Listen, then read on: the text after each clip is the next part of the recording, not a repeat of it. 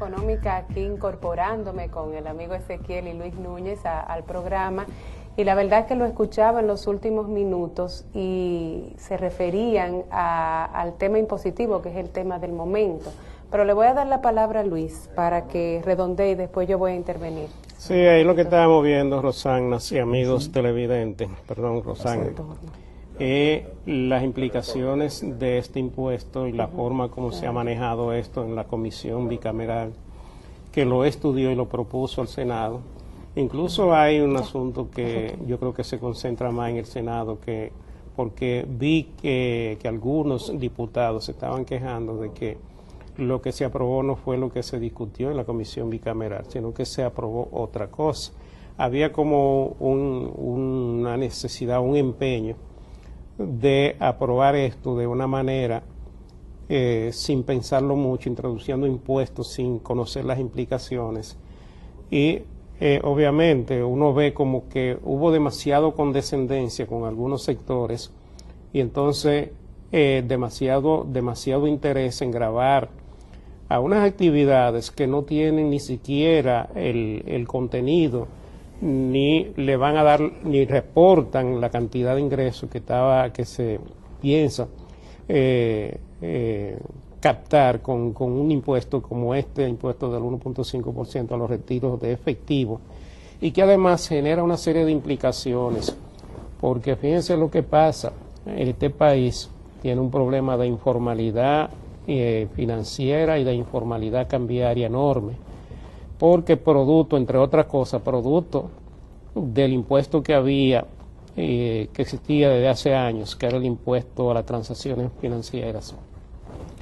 La gente trataba por todos los medios de no hacer operaciones con los bancos o la cuenta bancaria. Entonces, no ha habido avance en lo que se llama el proceso de bancarización o en el proceso de uso de la banca por parte de los ciudadanos, debido a que estos impuestos lo que hacen es que obligan a la banca, a los ciudadanos a evitar las operaciones en los bancos en la mayor medida posible para evitar ser gravados con este impuesto.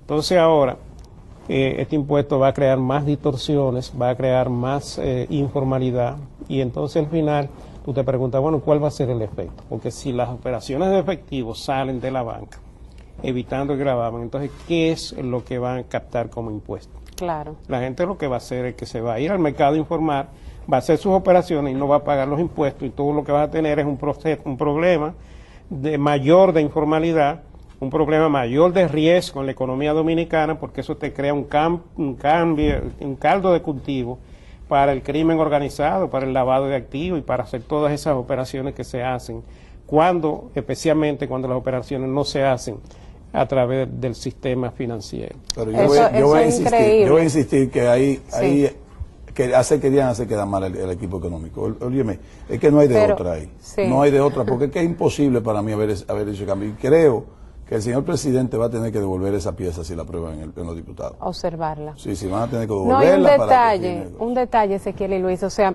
constitucionalmente este mismo Congreso votó una nueva ley sustantiva de la Nación, donde establece en su artículo 223 lo que es un reconocimiento ya que venía de la Constitución vieja, que es que el órgano rector de la política monetaria, bancaria, financiera y crediticia del país compete a la Junta Monetaria. Incluso más allá, en el 227 de la Constitución establece que esa dirección de la política de la Junta, representada por el gobernador, tendrá su alcance no solamente en el mercado bancario, sino en el mercado financiero en su conjunto.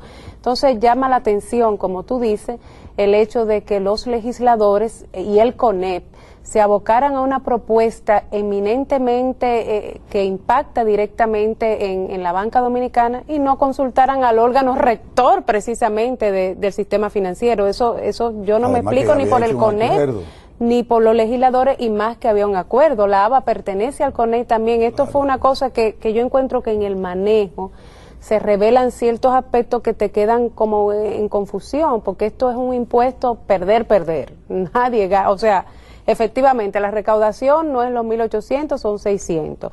promueve la informalidad, disminuye el proceso, la clase media, la bancarización, complica las transacciones, porque señores, se va a evadir completamente, pero eso va a ser un costo de mayor transacciones a unos elementos tecnológicos que va a tener, o sea, es más la sal que el chivo, tú dices, para crear de progresivo a regresivo. Exactamente, entonces yo pienso que como tú señalas, creo que la Cámara de Diputados va a modificar en ese aspecto, tendrá que entonces volver al Senado de la República, y en el evento de que pase por ambas cámaras legislativas y llegue al Poder Ejecutivo, yo entiendo que el Poder Ejecutivo lo observará en ese aspecto. En ese aspecto tiene que observarlo, que no es posible. Sí. Ese impuesto, pero iban bien. Sí. Yo dije, pero ven, acá iban bien.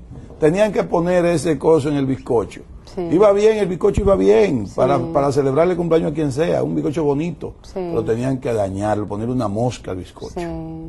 Yo no entiendo. Aunque yo no quiero repetir, entre comillas, lo que me dijeron, no, es que estamos cerca de agosto y en agosto a veces se ponen cosas, temas que realmente mueven otras situaciones. Yo pienso que esa etapa está un poco superada y no quiero abocarme en ese sentido, de que a veces... Aquí no se supera muchas cosas. De que al final lo que se quería era el virtual, el hombre del maletín o yo no sé qué, y que parece que no hubo el movimiento esperado. Oh. Pero no creo, no, yo me niego a creer y pienso que no, que este Congreso realmente se ha desentado, efectivamente pienso que legisladores como Tommy Galán, Amílcar Romero, Marino Collante, todos esos que están en la comisión, yo realmente me niego y metí la mano en café, en guillotina. Cuesta. Sí, pero pienso que no, que ha habido un problema de mal manejo. Yo no creo, yo pudiera pensar más en cuestiones políticas. En complacencias. Y en cuestiones de presión de ciertos intereses que están cercanos al gobierno, por ejemplo, en el sector de las bancas de apuestas. Y ese tipo de cosas, pero no creo que a estas alturas un grupo de legisladores, especialmente como los que componen la comisión. Yo metí la mano en guillotina, no sé si la perdí, pero la metí. Se preste a ese tipo de juego y sobre todo con un asunto tan delicado, porque de lo que estamos hablando es de un proyecto para darle continuidad al acuerdo con el Fondo Monetario Internacional y evitar las complicaciones que se generan en el eventual caso de que se produjera una rotura de ese acuerdo, que todo el mundo, yo creo que nadie en este país, en su sano juicio, a menos que sea por razones puramente políticas, está de acuerdo con que una cosa así o un evento de esa naturaleza tenga lugar.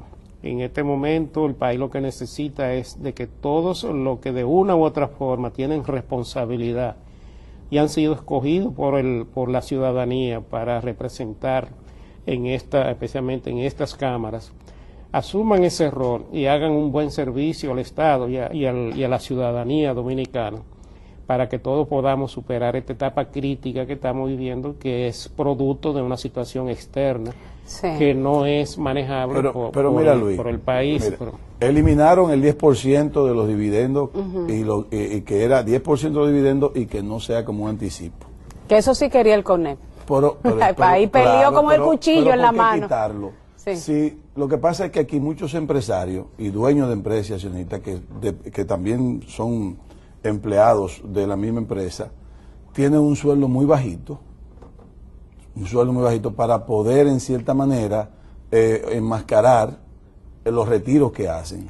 Pero eso vamos a explicarlo, Ezequiel, para que quede en detalle y no nos interrumpan en el próximo segmento.